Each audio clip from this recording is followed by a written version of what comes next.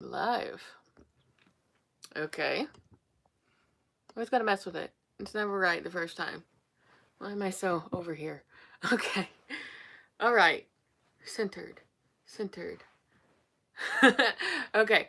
Welcome to the show. Ouch. Probably one of the only shows filmed from a bed.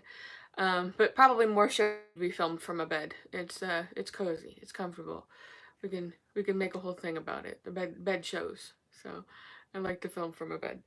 Um, reach. I also like to be able to reach stuff. That's good too. So hello, welcome.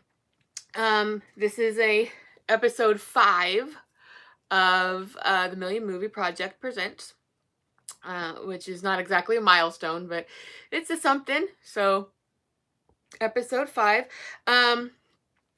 In my previous episode of my other show, which I film at the beginning of each month, which is called Meanwhile Back at the Ranch, and it looks exactly like this. It's just about whatever I'm up to working on. I had some sort of communication breakdown where I was receiving comments live that I wasn't seeing them at any point. I also keep a tablet running so I can hopefully, because I don't know if sometimes my old eyes can focus on the comments as they come in, sometimes they can't. But well, it wasn't last week, it was 2 weeks ago. But during that broadcast, I was informed afterwards that I was receiving comments, live comments, and I wasn't responding to them. Whoops.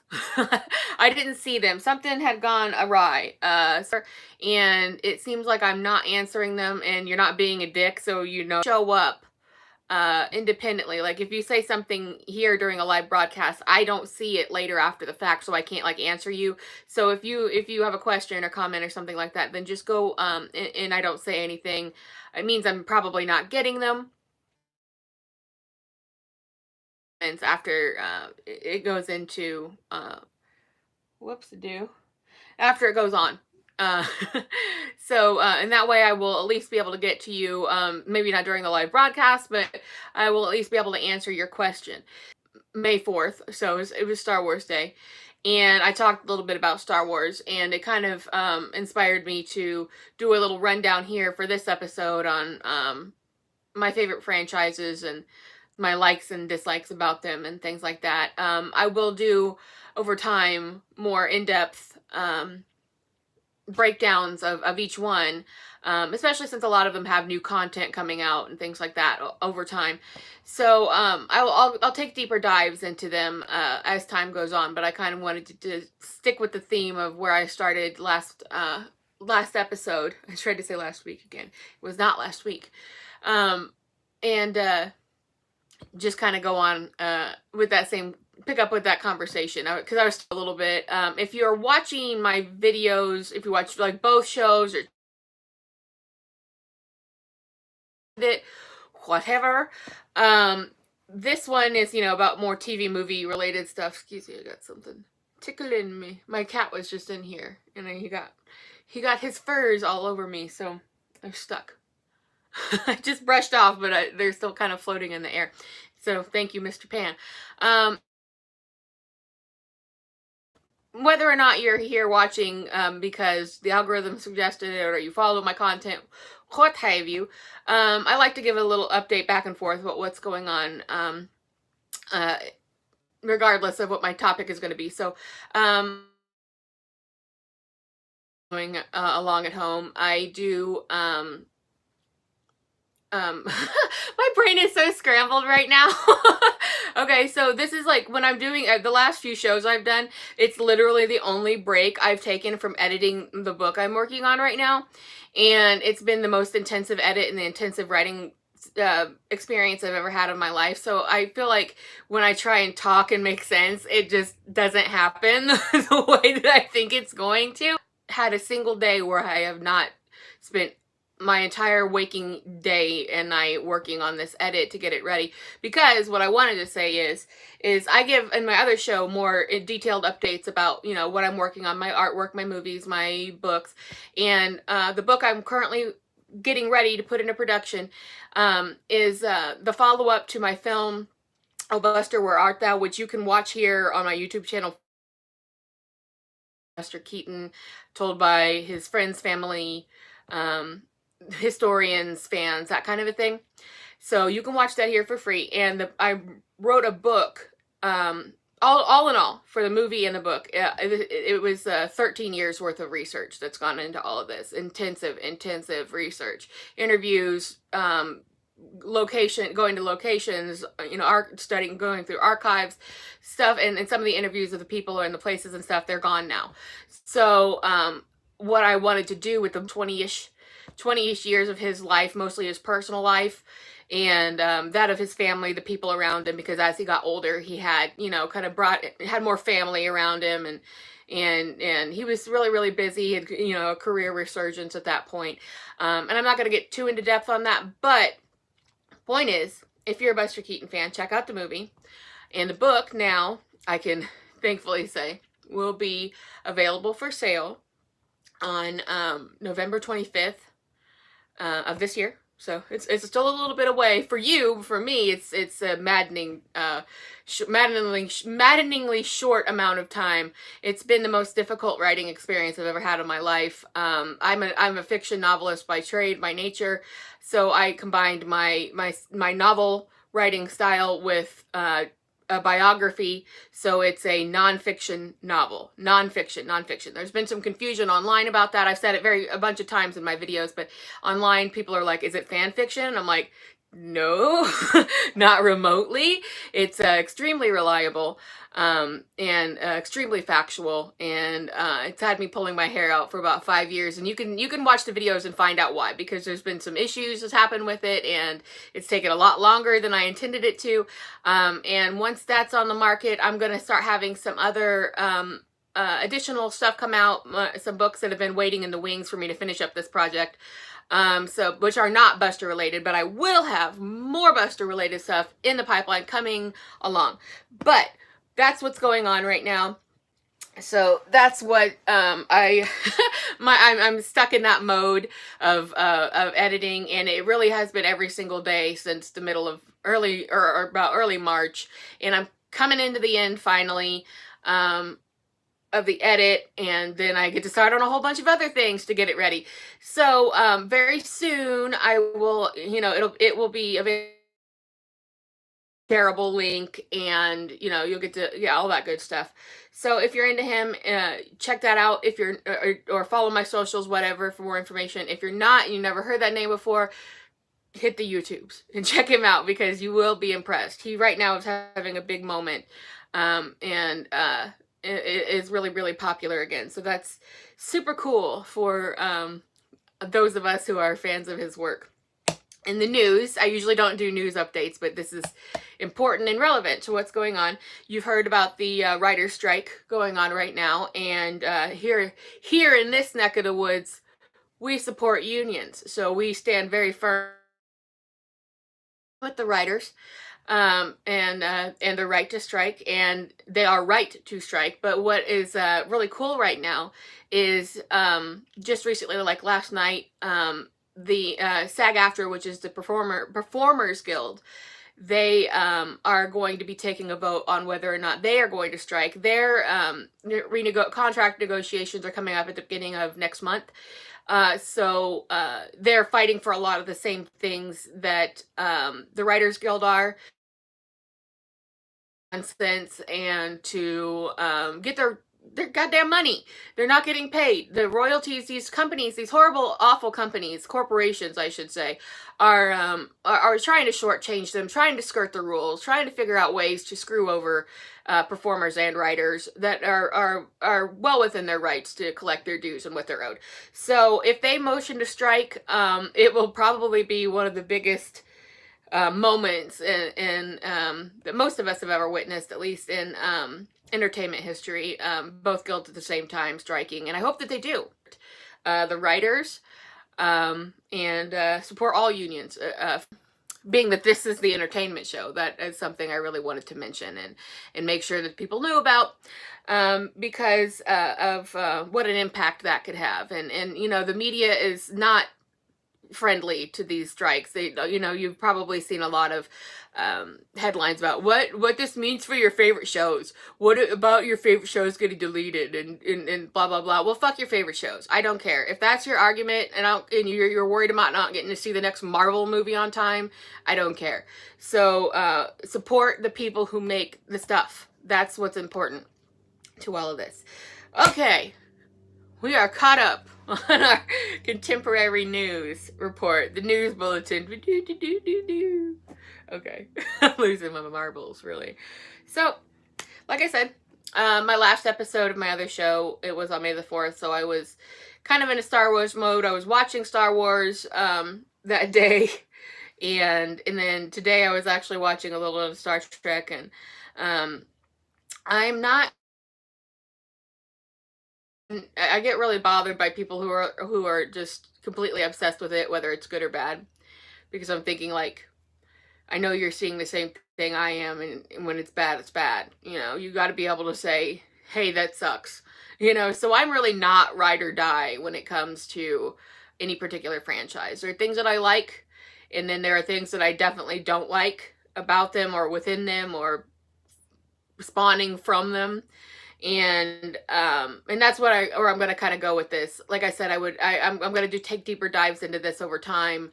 Since this is episode 5, it's a relatively new series for me, but I just kind of wanted to keep that ball rolling, and have a chance to kind of talk about what I like and shit talk about what I don't.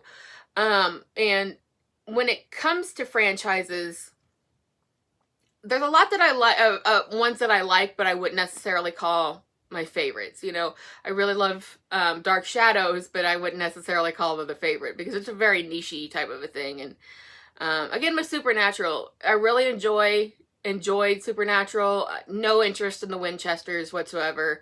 Sorry. You know, then that's what I mean. You get into these fandoms where these people are just absolutely insane. And it's like, I get liking something and being glad to have something to like, but there are other things out there, and you really shouldn't just obsess over this one thing, because, you know, the thing about Supernatural is when it was good, it was really good, but when it was bad, it was terrible. And when you have a show that goes on 15 years, it can't all be, you know, wedding cake. You know, it's not always going to be great. But in that particular instance, I think it probably went on a couple seasons too long, and I know the ending got blown because of the start of the pandemic really kind of messed up how they were planning on doing everything. But I'm not so sure that it really misdirected what they were planning for anyways. So if you've never seen it, I definitely do recommend it, but or have been thinking about getting into it, then do. But for me, I love it. I love things about it, but it's not my favorite. But there are things that I've been into over many more years than that. I came into Supernatural pretty late, actually.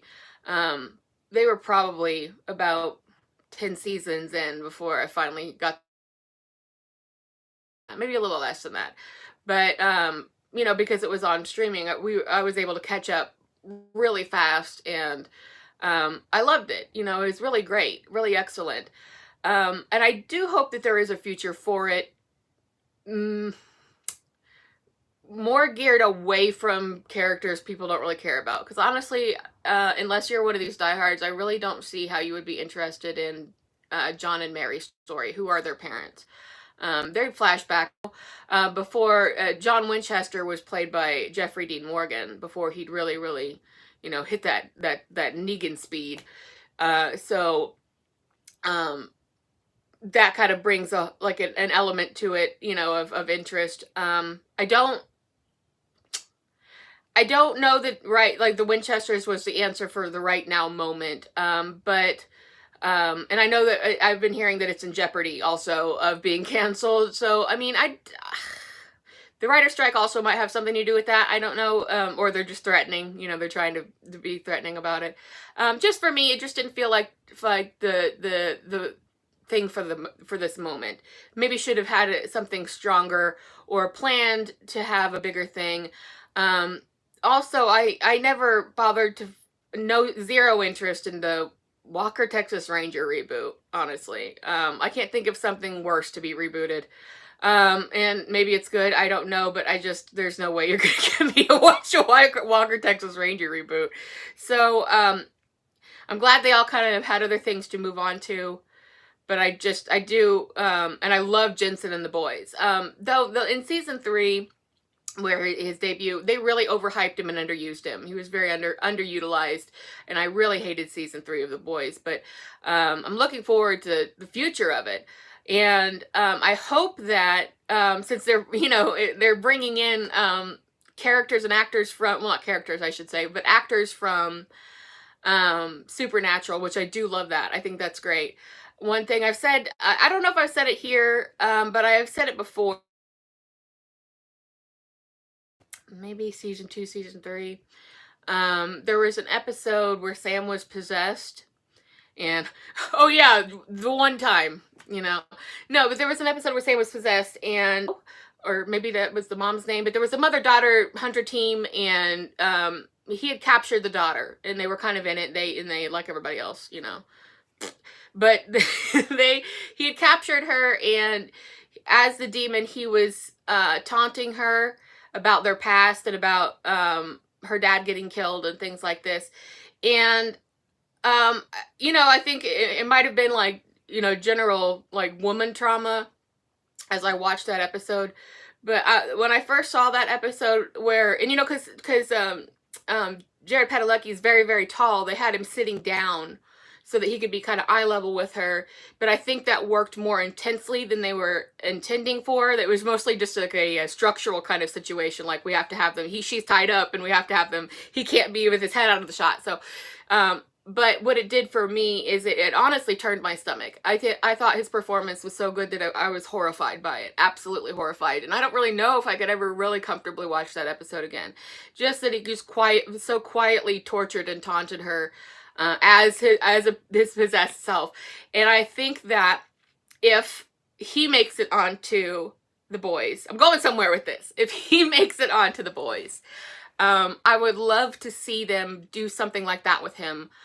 In that capacity, some kind of bad guy doing that. Like, we've had lovable, adorable Sam, and we've had indifferent Sam, and soulless Sam, and and all these things. But that was only like a one-time thing, and it was just so horrifying that sometimes like scary stuff is good. I'm not a horror fan when it comes to like gross out shit, but I like scary, and I just thought that he did such a good job at being really fucking terrifying, that if they could think of that, like remember back to that particular way that he did that and bring that in somehow into The Boys, get him onto the show to do that as some kind of a bad guy, I think that would be, because Supernatural, I think was looked at a lot for like younger audiences, and The Boys for older audiences, or maybe people who grew up on Supernatural and are now watching The Boys, whatever.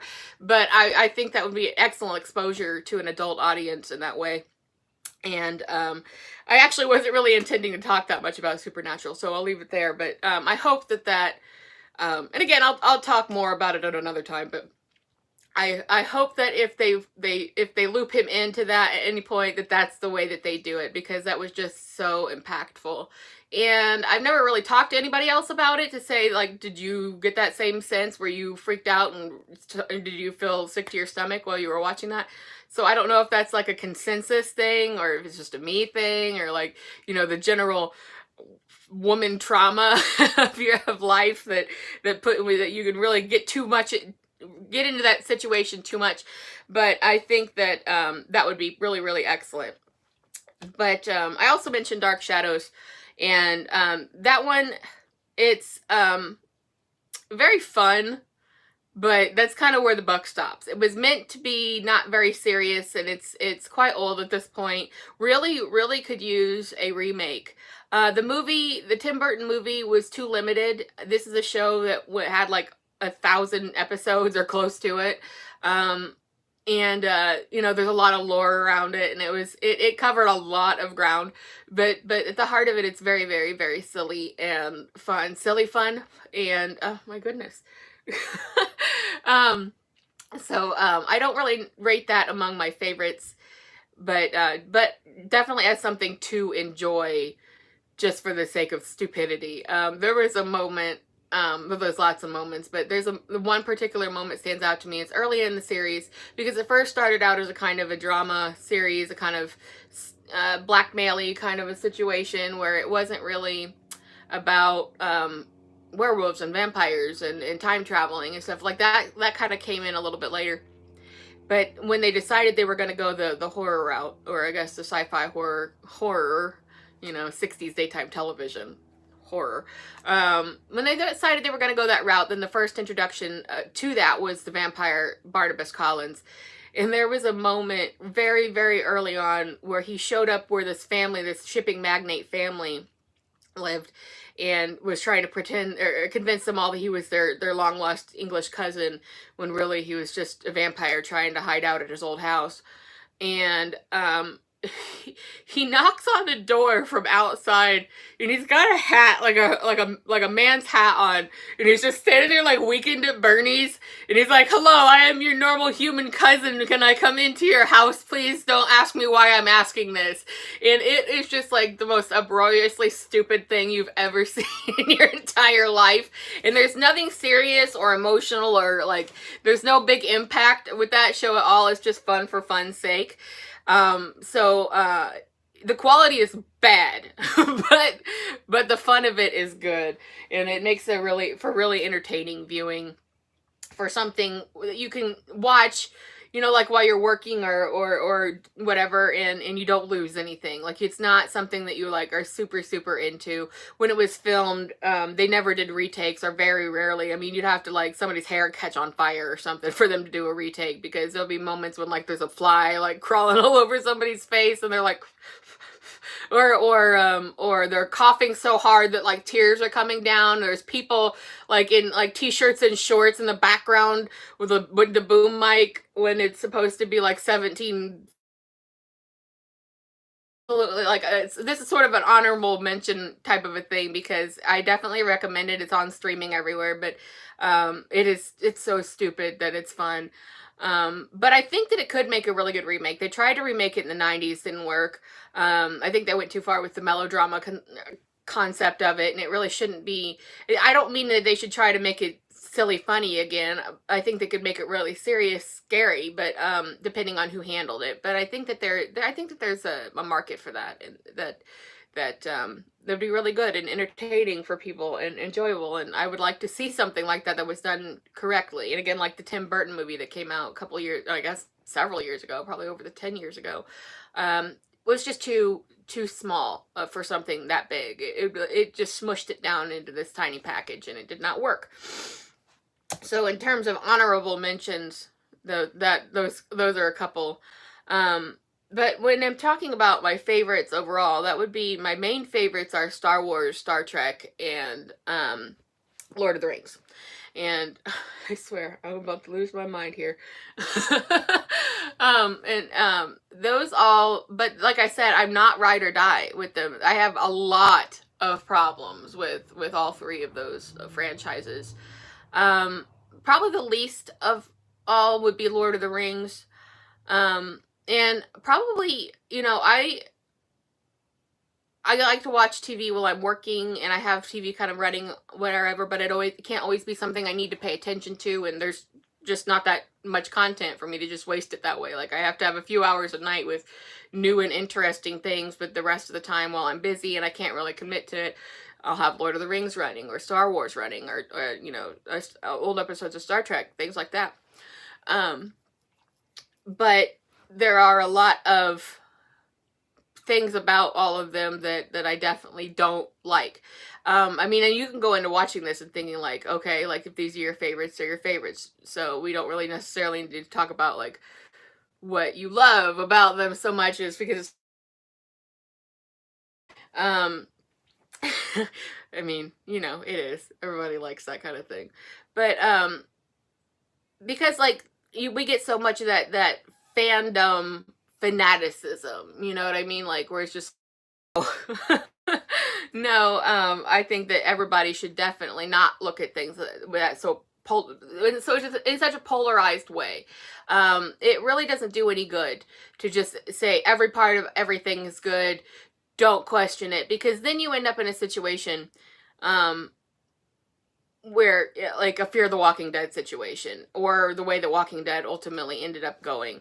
Um, when you just hang on every word that they do, they could do whatever they want, no matter how terrible it is. And then people, still act sycophantic towards it. And I think that that encourages bad writing, bad oversight from the production companies, and bad choices. So, most recently, like, I would have never really had anything negative to say about the Lord of the Rings franchise, other than the fact that, like the Lord of the Rings, like the original trilogy of films. But I, I really don't like the Hobbit trilogy at all. I think that they kind of, when you come out with something that's like the next generation of what you made, which are basically perfect movies, if you look, if you're talking in terms of spec, the Lord of the Rings movies, the three, you could watch those right now and have no idea they're 20 years old. It's mind-blowing to think about how old those movies are in terms of movies, and I guess in terms of years. I don't know. It's, if you're a millennial, you got millennial brain, you can't really tell time. Like, everything is the same. The 80s from now, it's all the same. 1995 was 5 years ago, right? So, but in terms of Lord of the Rings, it really achieved film perfection. No other films up to that point were able to do, and no films, even though there's been desperate attempts at this, have been able to do. And it's not just about how they used the budget, right? It's not just about the writing. It's not just about the sets. It's not just about the use of CG. It's not just about the acting. It's not just about the casting. It's this really great homogenized moment where no one has really been able to capture that magic again. And I feel like the pump was primed to do the Hobbit movies in that same vein. And it's not like there's something completely different, but to me, I feel like you'll hear me say this probably a lot in this episode. I feel like it's, 10 pounds of shit in a 5-pound bag. What I don't like about those movies are that I don't hate them. There are other things in the other franchises I'll talk about that I through and through hate, including this, but we'll get to that. I don't hate them, but I don't like them. And the reason being is it's almost as if when the sophomore album from the brand new artist who it just blows everybody away and everybody loves them, and then they come out with another album and it's like, oh, not as good. You know what I mean? Or when your favorite band stops bringing it. It's that same kind of feeling. Like, you got all the same elements, you're all the same people, you're all the same, stuff at your disposal, but you're really fucking this up. And that's what it felt like to me. Sort of the believe your own hype type of a thing. And the Hobbit trilogy to me was really like that, because I think it first starts with the casting. I don't care for the casting at all. I thought the casting was actually very bad, especially in contrast to the excellent casting in the trilogy. When I say original trilogy, I mean like chronologically how the movies came out. I realize that in the story, The Hobbit came first, and then comes Lord of the Rings. But when I say original trilogy, I'm talking about in chronological release order. So I think that the Lord of the Rings cast was absolutely stellar and played a big role in how good it was overall. But then when you backtrack and you go into the Hobbit trilogy casting, it's not good at all. You really don't have anybody to gravitate towards, and I have always had, and I don't like to like shit talk people necessarily, but when they're a famous actor and they're, like swimming in their vault of money or whatever and fame and whatever the crap, I don't think my opinion is going to really hurt their feelings, okay? So, I've always really kind of had a problem with Martin Freeman. Pretty much everything that I have ever seen him do, since like it's always the Jim from The Office. There's always this, as Bilbo, he brings this complete insincerity. I mean, he acts like he's being sincere or moved or bothered or upset or, oh, my friends have died, but there's also like this kind of a thing that he's got, like, I'm in a movie, and I really hate that. I don't know if that's just his natural personality or his style or what, but I really hate that I don't know, the jerkness he brings to things. And he's always got this sort of aura of a jerk that I really just don't like. And I think in something that is supposed to be played straight. Yeah, if you look at The Lord of the Rings and maybe you don't know about it, or like you see parodies of it or something like that, yeah, it could be funny, stupid, like it's kind of silly and very, like almost over sincere. The Gandalf and the my Sam and the like. There's so much like almost over sincerity, but you buy into it because it's like everything is so satirical and shitty all the time in life. It's like, let's do it. Let's go for it. Okay. So that does the Hobbit trilogy, I think, does the exact opposite. I also don't like it. The CG use was way over the top. In the original trilogy, the CG obviously plays a huge role, but I think it was used more as sort of to enhance the practical effects more than it was used as a way to rely on the effects. Like, there was less. It seemed like it was less in your face. Like, for instance, in the Hobbit trilogy, when they're doing the barrel ride down the water is just way too overdone. And the orcs, they're way too overdone. And I also didn't like that they were so sentient. I didn't like that I realize it's in the story that there is, like, the main orc that's chasing them all, and he has a vendetta, and then we know the lore of the orcs is that they were at one time elves who ultimately were corrupted by greed, and then that's what they transitioned, metamorphosized into.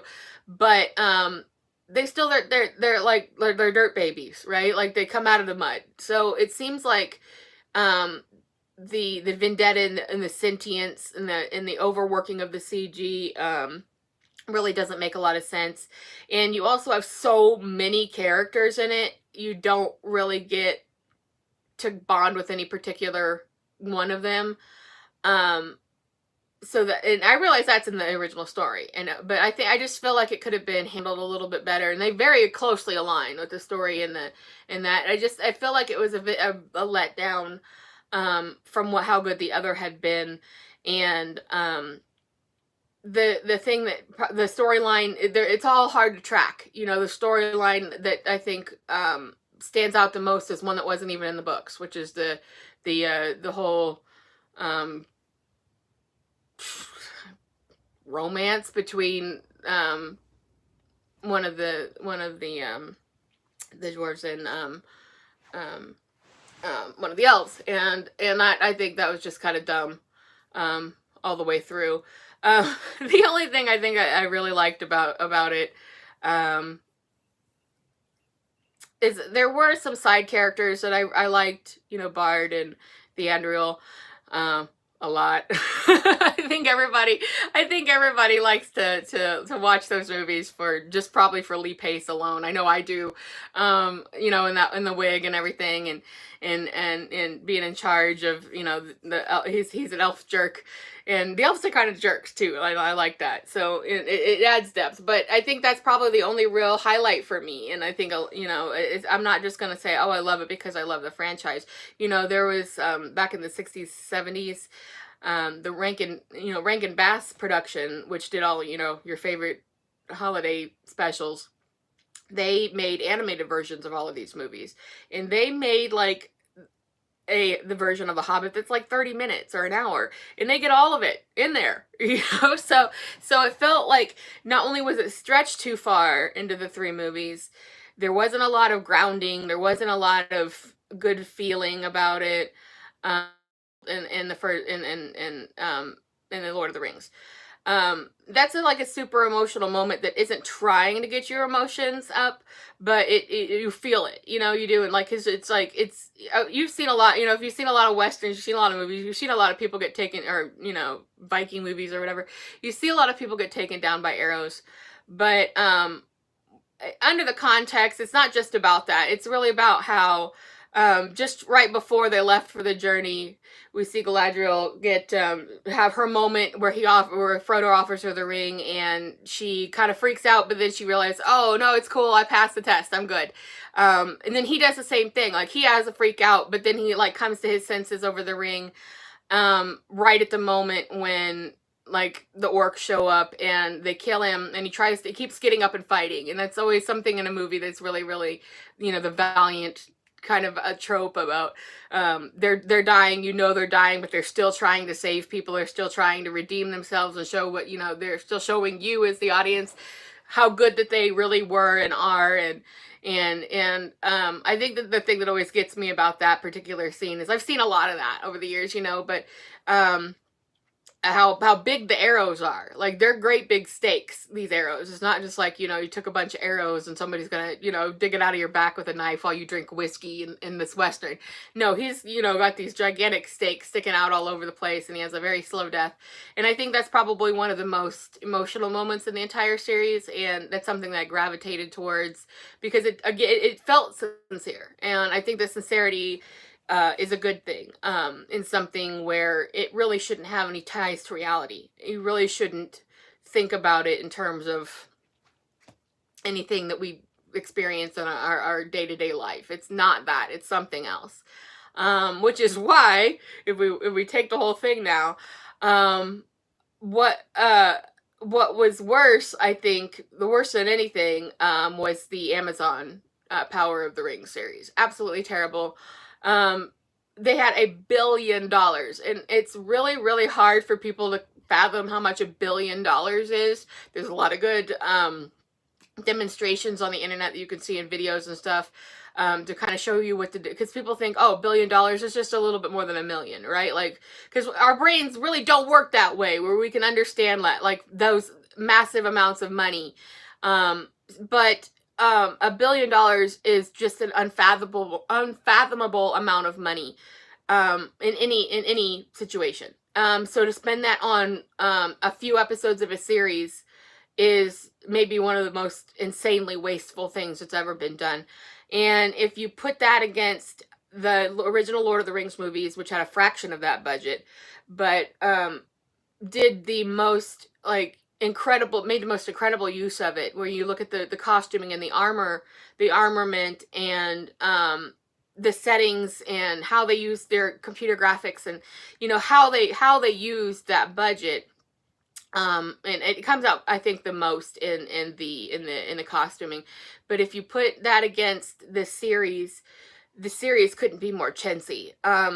You're supposed the costuming just looks like junk, honest junk, like something that I've seen a lot of great cosplay stuff, but just something an amateur would make, right?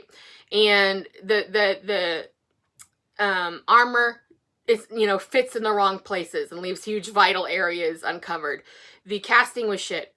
The storyline couldn't have been more boring, absolutely insanely boring. And there was all this controversy about, oh, well, they're gonna have different races of people in these roles, these fantasy roles. And I'm on both sides of that argument. First of all, it's fantasy. Who cares? Second of all, in this particular case, it did kind of undercut the original story and the original intent, because if you put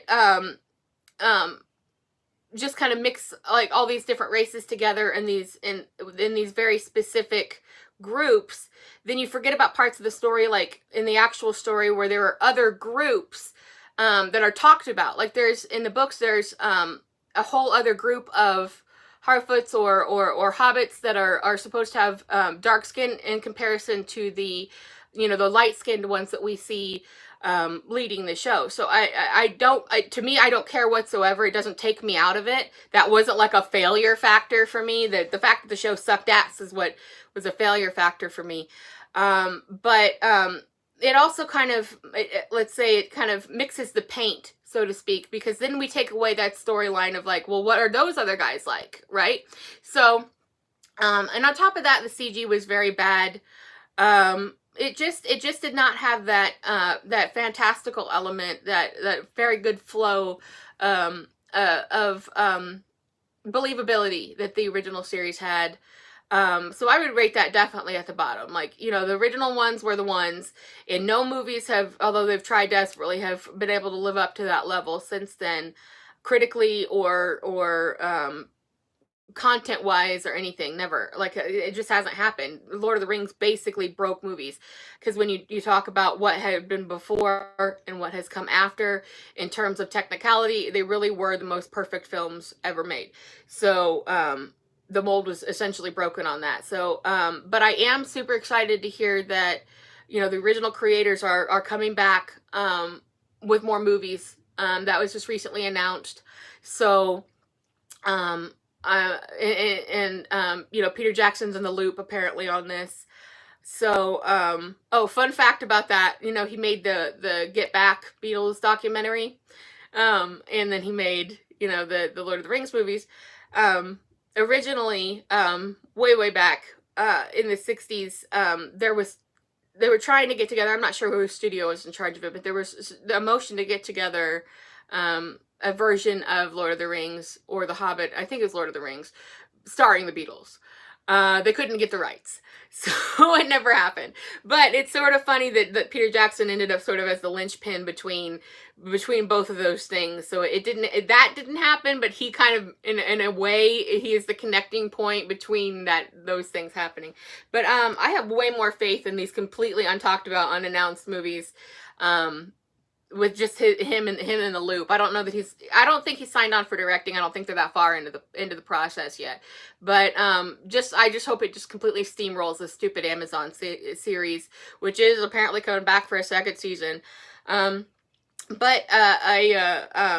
looking forward to those. I want to hear more about them. I want to see what they're planning, what stories they have in mind. I would like a return back to that aesthetic that they established initially, and there's been a lot of time to learn what worked and what didn't between that and The Hobbit, and I don't know necessarily if people would see The Hobbit and The Lord of the Rings all that differently, unless you're somebody like me who likes to pick shit apart like that. So I personally hope that they lean more into the Lord of the Rings originalness and less nouveau versions of things, and just wipe the Amazon series right off the map. So another one of my faves is moving on. Another one of my big favorites is Star Wars, which I think most people are Star Wars fans. There's always this dichotomy about Star Trek or Star Wars. Well, let me tell you something. They are not an either or, they are both, because if there wasn't Star Trek, there wouldn't be Star Wars.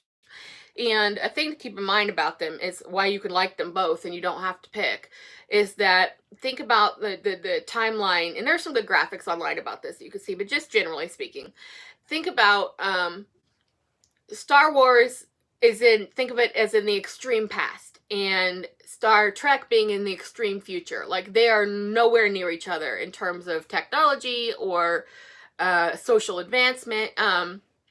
Where Star Wars is very much wars, things are very unsettled, very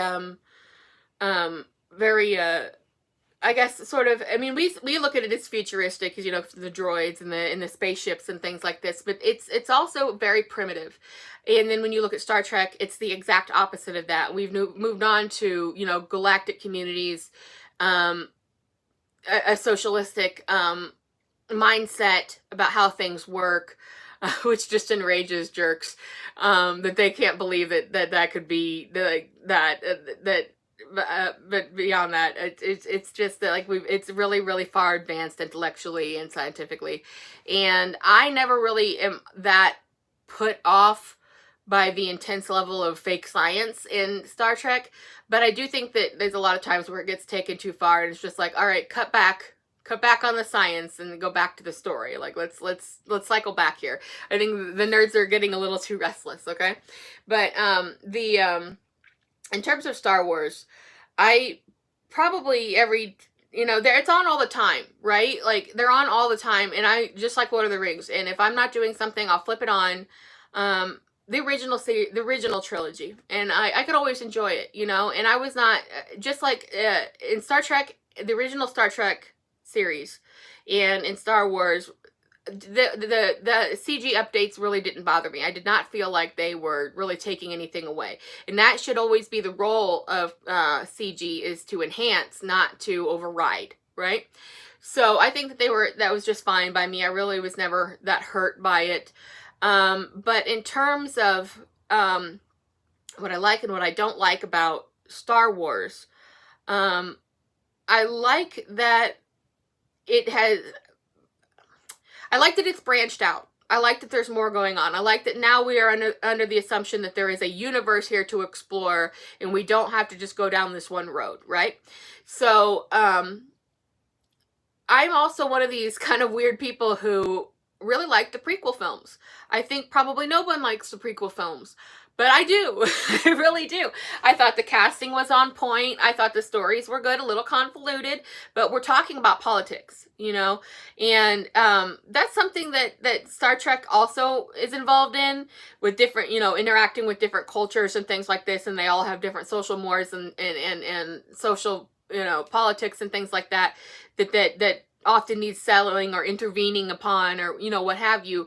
But they're much more evolved and adept at dealing with those conflicts and different situations and things like that. Like where you might, in Star Trek, you might go somewhere where it's a complete utopia, and then the next planet over, it's got slavery. So there's always stuff to figure out, in terms of Star Trek. But in Star Wars, it's a little less about the tech and the science, and about and it's more about the politics and how people are trying to shape them, and what's going on in them, in addition to the personal stories. So I think that also in contrast to Lord of the Rings, the prequel films really flow really excellently into the original films. In terms of like how they're made, they don't really. But you could see a clear difference about movies made in the aughts and movies or the late 90s and movies made in the late 70s to 80s. There's an obvious difference there, but I think that they really do about as good of a job at blending, the costumes and the way things look and the sets and things like that as pretty much anybody could. And what was interesting about the prequels is all the original movies came out before my time. So I always caught, those on television, never saw them in a theater, but the prequels always came out right before my birthday or right around my birthday. And my family and I would always go and watch them. So for all three of the prequels, it was kind of an unofficial tradition that we were going to go see the new Star Wars movie. So every one of those I saw, kind of as a birthday present. And so it felt like getting to experience something that I hadn't been able to in that genre before. And I had always watched the original Star Wars movies as a kid, but it took me quite a while to come around to the understanding of what I was watching. The conflict, the wars part of it. It wasn't always just about, oh, Ewoks cute. It took a long time for me to understand, oh, they're rebelling against a terrible bad government, and then ultimately another terrible bad government takes the place of that one. So it really has something to say about how, like, there is really no way out, even in these great big scenarios. Like there's always got to be a constant fight against the people and the powers that be. And under that auspice, it can be, the Star Wars universe can expand and unfold forever. So most people really, as I understand it, did not care for the prequel movies. I think they're great. I think the casting was great. I love Darth Maul as a bad guy. I thought that was a perfect plant in this to be like, oh shit, there's other stuff in this world that you don't know anything about, right? And ultimately he kind of died kind of easily, I have to say. But I loved, seeing Obi-Wan's go, like his journey. We see back further into him because in the original movies, it's, Alec Guinness plays him. He's very old. We don't know much about him. And then, because it's really not about him, right? So that we get all this backstory on Obi-Wan, and then Qui-Gon Jinn, I really, really loved. I thought was a really great character, and would have liked to see him go further. But I also kind of have a little bit of a thing. It's like, as a kind of my writer brain, it's like sometimes bad things need to happen to good characters. And I feel guilty about it when I do it myself. But for the sake of the story and the sake of the movie, we can't just keep saving them over and over and bringing them back. Like, you know, like in Supernatural. We can't just keep, okay, you got killed, and now you're back, and then you got killed, and now you're back. You know, it wears thin. Big decisions have to be made sometimes about good characters getting killed before you want them to. Or, you know, Walking Dead kind of embraced that, but then they ended up taking it way too far. You know, as I understand it, pretty much everybody that was a fan of that show or a casual fan of that show really stopped watching it after Negan's introduction. I didn't, but it was not the same show. It was completely different. It was an absolute mess, and it finished as an absolute mess of mistake after mistake after mistake after mistake. And I think with Negan's introduction, they were so focused on doing something that had never been done before that they really cut the throat of the show. If you were expecting this to be a linear conversation, that is not going to happen. I'm going to definitely meander. But in terms of the Star Wars prequels, hop on back to that. I like them. I think they fit in well with the story. I think they're enjoyable. People thought Phantom Menace was boring. I didn't. I love Anakin's progression, because he starts off pretty normal, and we hop into that second movie, and he's already fucking nuts. Like, he is off the map nuts already. And it's really kind of odd. Somebody said the other day, that they didn't think that Padme would have forgiven him for killing the baby Jedis. And I said, she forgave him for killing all the sand people babies. You know, like when he found his mom, and he was like, he come in there and he's all like, I killed them all! I killed them! And she's like, okay, let's have some babies. Like, I want some babies from you, right? So there were a little bit of kind of weirdness between those two. That I think really didn't get explained very much. But I liked watching Anakin's descent into complete insanity. I think that's something you can watch starting from the second movie into the third. It's not just like suddenly happens, you know, it happens slow. It's sand, you know, it happens. And he just comes apart at the fucking seams, and it's pretty great, actually. But I also, in saying that I like the prequels where nobody else does. I hate the sequel movies, the modern ones, the whole Rey storyline. I think they're terrible. Again, 10 pounds of shit in a 5-pound bag. We really waste a lot of the characters they bothered to. What was the use of Finn and Poe at all? They were wasted, completely wasted. No real use to the storyline at all, except that there's her bros. I hated the character of Rey. Completely useless. The weird, and I don't tend to care for Adam Driver very much. His whole weird storyline, like, no, I want to be crazy like my grandpa. Like, I don't want to be normal and Jedi and whatever. But the Jedis are pricks too. Like, I'm sick of the Jedi stories. I really, really am. I didn't like revisiting. You know, usually it's like, oh, we get to have these characters again. You know, we get to have them back, and you feel very sentimental about it. But I felt very resentful about it in the sequels. I did not like having the characters back. They did not feel like. I don't know that I wouldn't say that they didn't necessarily feel like they didn't belong, but I feel like I didn't want to see them anymore. And they really kind of felt pushed and forced onto everything, while also trying to tell kind of a new story. I just really, really hate them. You know, I really do. I think that they're honestly terrible movies. And they really just you know, when it comes to sci-fi, you can basically do anything, right? But if you get into that kind of Mad King style of writing where you just like, we can do anything, then you lose the plot. And I felt like those really lost the plot, and they were very forcefully trying to force Rey on us. And I did not like Rey at all. And then the big reveal was that she was Palpatine's granddaughter. Who fucking cares? Who fucking cares? Like, I did not care. And the weird relationship between her and Ben, where that they were intentionally teasing that they were cousins the whole time, but they had this weird psychosexual thing between them, and they weren't saying, hey, they're not cousins. They're not cousins. FYI, they're not cousins. Nobody came out and said that, like the whole however many years it was over the course of those movies being released. Like, nobody was saying that.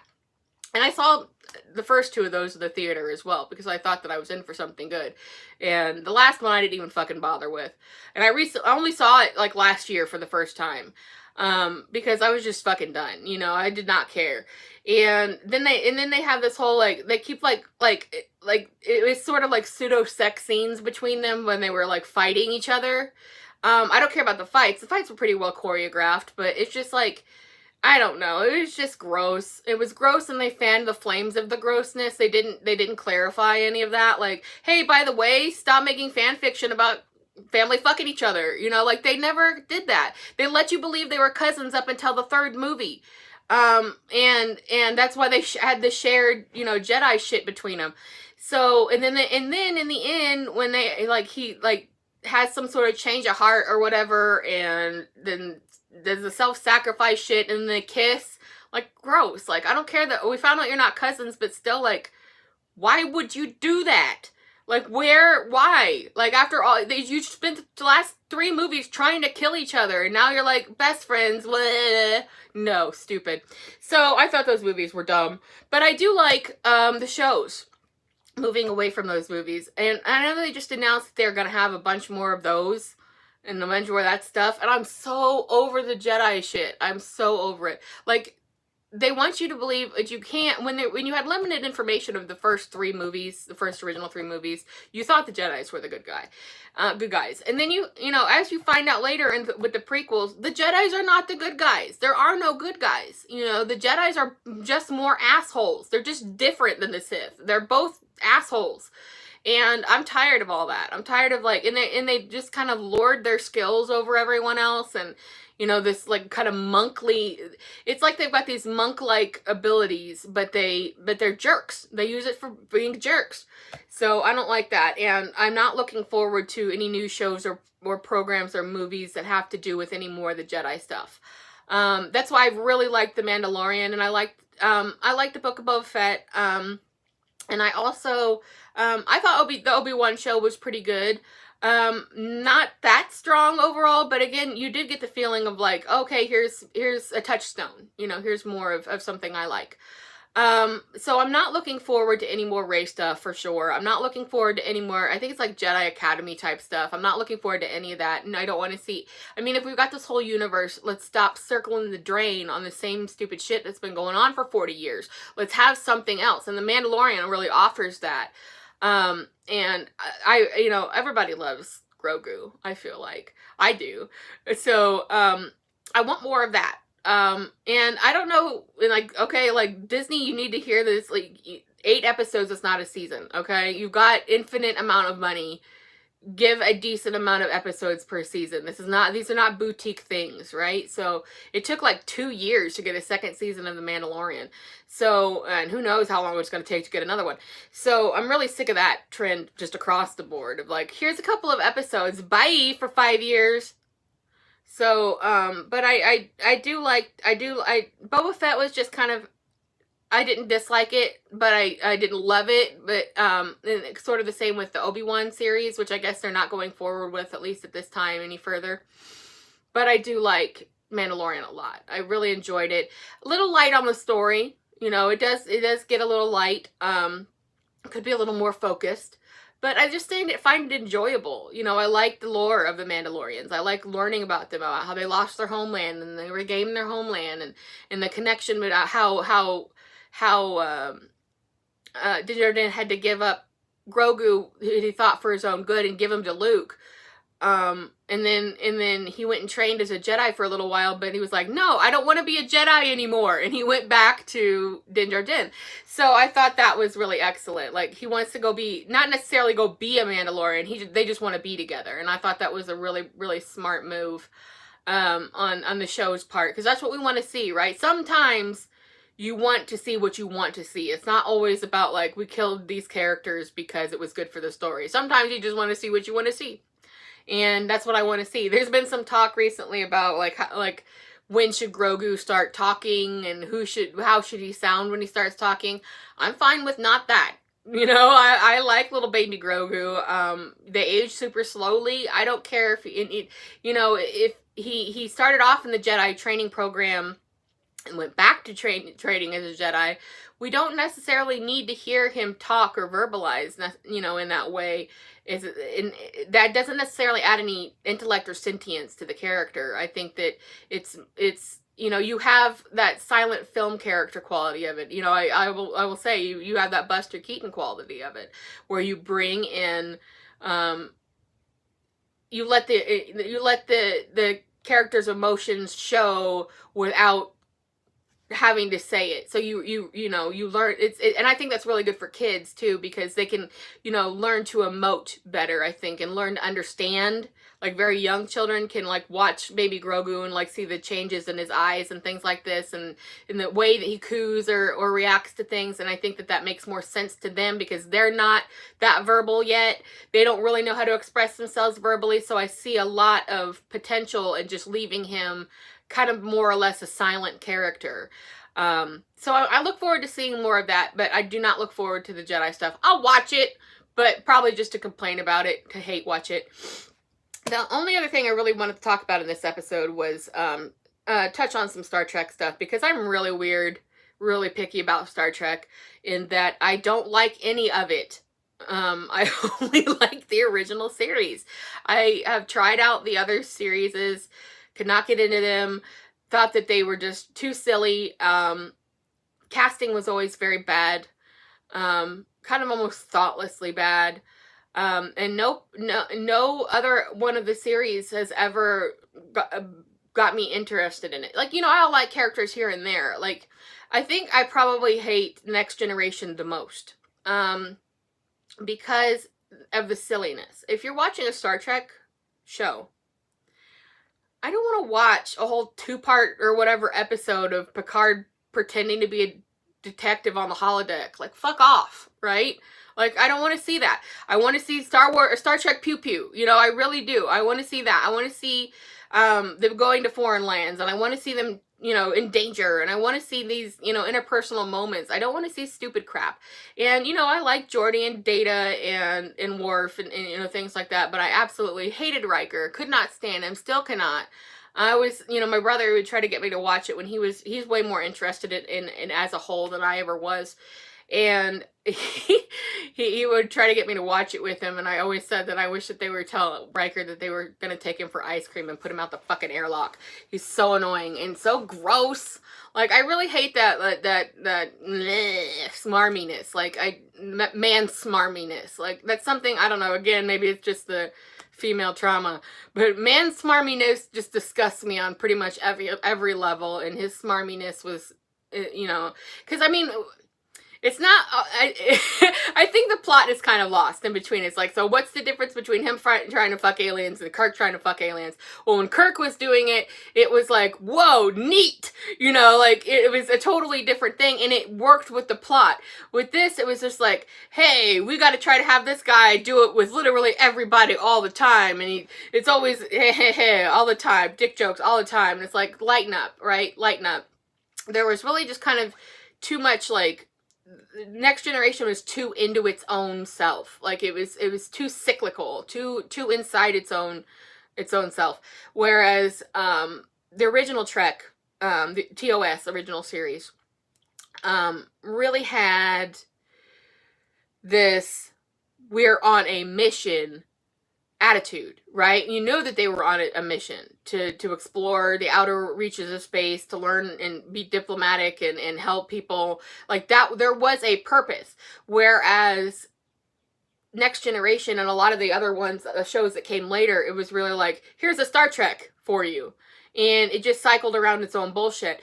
And yeah, of course, other people came in, other races, other things, other this, other that. But for the most part, it was sort of just like, here's a space soap opera. And I think a lot of the other ones were that same notion of just space soap opera. And I don't want to watch any soap opera, period. So I like the explorer notion. I like that weird shit happens to the original cast and they don't always know what's happening to them right away. I like that it is silly funny sometimes. I like that it was groundbreaking. I like that there were, if you watch know anything about the lore of how it was made, there's a lot of moving parts to that. It's not just, it was, obviously Lord of the Rings was written before Star Trek came out, but there wouldn't be Lord of the Rings movies, there wouldn't be Star Wars movies, there wouldn't be the sci-fi genre would not be anything recognizable, if even existing the way that it does today without Star Trek. It really was the flagpost of how things would go going forward.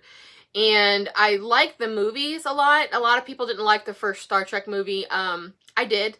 I know that they were going kind of the artsy way of it to be more of, kind of follow the footsteps of 2001: A Space Odyssey and with the visuals and that kind of a thing. But to me, I feel like that movie was made in 1979. If you watch that right now, and you watch that movie, and then you go watch like any episode of Star Trek Discovery, that movie is infinitely more futuristic. From the way that everything looks to their costumes, it's infinitely more futuristic than Discovery is. So I like it just for like thinking of how they were thinking, like the writers and the production team and that, like they were really onto something that I don't know if it has been very well recaptured in later iterations. Again, because we kind of get into the space soap opera territory, which I just don't care for. The interpersonal stuff is just so annoying, and I really don't like the films with the Next Generation cast. Kind of good, kind of bad for me. I'm not super into them. The First Contact is good, and Generations because it brings the cast together. I like the kind of the reimagining of the Borg scenario from the show to the movie. So that's good, but for the most part, I just really only care for a few of those characters and not them on the whole. When Star Trek Discovery started, which was the first thing on first new Star Trek thing on for like a really long time. After the movies in the Kelvin timeline, by the way, which is a little confusing, but I really do love most of those movies. The last one I hated, but they the casting was really excellent on them, and they had again the right vibe of the original. And that's what I liked. I thought the casting was really super good on that, and that makes a huge difference. And the futuristic vibe was in the right place, and it was a touchstone in the right way. Like, oh, well, these are obviously none of the same actors, and they're all young, but except for the fact that, like, I didn't like how they reused the storylines, because in the when you in the movie where Spock basically dies, it was just insanely emotional, just like scream cry type of a thing. And then they reiterated that opposite with Kirk and happening to Kirk, and I thought that was a big mistake. Like, write something else. So there were definitely things about the movies in the Kelvin timeline I didn't like, but there were overall I enjoyed them, and I enjoyed having new Trek. And then when Star Trek Discovery came out, I was like, oh shit, this is going to be great, right?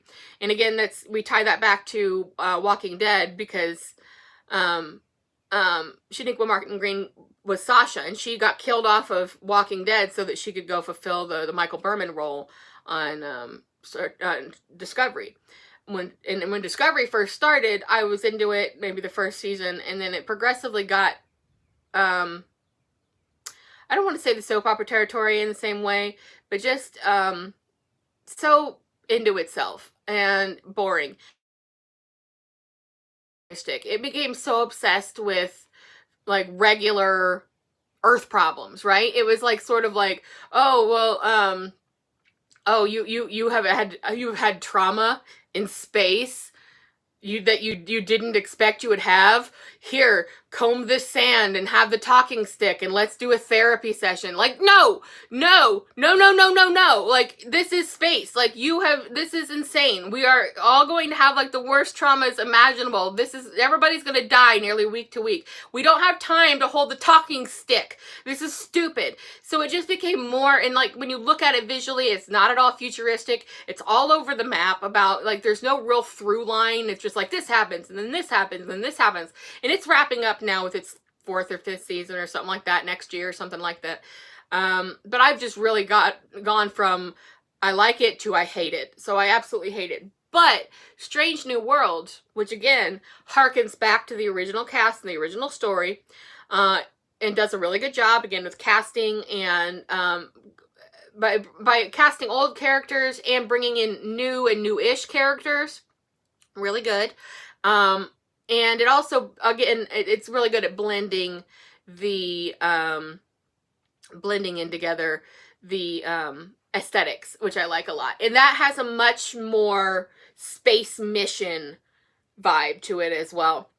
So I don't like Discovery. I'll watch the end of it, but they could maybe take a couple of characters out of it, and but it just got so wrapped up in like day-to-day.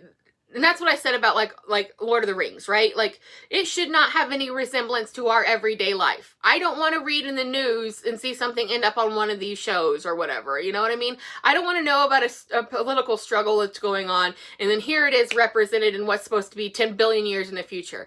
Like, we would be past this, right? So that's something that really bothers me. Not a problem. And Discovery completely lost the plot with that. So I like my Star Trek as a space mission type of a thing. To backtrack a little bit on Star Wars, because I forgot to mention it, I also did not like, I don't think anybody liked it. I thought Solo movie was shit. And I did not like Rogue One, and I know a lot of people did. And on top of that, I did not like Andor. And there are parts of Andor that I liked, the prison break in particular. But like every time an episode would end, I'd be like, all right, I guess that's over with. And then I find out next week there was another episode. It just was so lukewarm to me. Didn't do it for me. So when you talk, very hit and miss. It's not all good and all bad. Which I know the diehards would say, no, it's all good and you're missing a point or whatever the crap. I don't care. But I want to see more, quantity-wise, more of these worlds. All 3 of them. More of them. Let's branch off. Let's not, it's okay if I don't like one if I like another one. I still get to, I don't really care if it's shows or movies, although I tend to like shows better because I really am a fan of long format storytelling. So with that in mind, I would prefer them doing episodes of shows when it comes to all this stuff. But I really don't see a reason, I think that they're just out of spite trying to continue the Lord of the Rings television show. And some of the other things I think do that too, but I feel like now with the streaming boom, we're starting to scratch the surface of what can be, and as soon as these dickwads get wrangled in by the, and the unions get and the workers get what they deserve, and that they're entitled to, we can have a more functional entertainment system. So I'm looking forward to that. And if they want to lose billions of dollars, every couple of days, because they just won't honor the very reasonable demands of the WGA and SAG-AFTRA, ultimately, then they can lose money. People to make the content, even if we don't like it, so that we can, have things to complain about and have things to bond over. And I really hope that we get to a point where there's just where it's hard to keep up with all of it because there's so much. And I don't mean reality TV, and I don't mean AI anything, but I just really am looking forward to the time when we can get to like, oh, there's 5 new Star Wars shows in production. Hell yeah. Oh, there's going to be 3 new a new trilogy of Star Trek movies. Yeah, I'm there for that. You know, exactly. Like there's so much that could be done with these things, and all these little teams can, you know, break up and tell these different stories. It doesn't have to be the same thing over and over again. We don't have to keep sticking with the same Jedi story, and we don't have to do the space soap opera. We can look in different directions, and we can have all these new people come in and imagine it in different ways, and pull in the classic elements as well as go completely, you know, new directions. But I want sci-fi to stay sci-fi. I love sci-fi and fantasy, and I don't like it when it overlaps into reality because there's no point. I recently watched the 2nd season of Carnival Row, and that was basically just a political drama with people in costumes, and I did not care for that at all. So I know a lot of people did, but not me. So I want to see more content-wise going forward, more content. Obviously, I want the workers to get what they deserve, and I want to see these worlds developed to a greater degree. I'm not worried about getting bored with any one of them because I like them all. So, that being said, I think we will leave it there, and I will be back at the beginning of, I think it's June 1st, for my next show for Meanwhile Back at the Ranch, where I'll be giving an update on my book and everything I'm working on. And then I'll come back middle of the month for another episode of this. I don't know what about yet. I usually figure that out in the meantime. But if you got some stuff that, you know, you want to shoot my direction and like that I could talk about or address or something like that, I will do that. But for now, I think that I have gone on quite long enough, and I'm gonna bounce on out of here, and I'm not going to edit anymore tonight. So, but I will hopefully be done with that by the next time I am back here. So, until then, stay safe, support unions, take care of yourself, and create rad shit. Bye!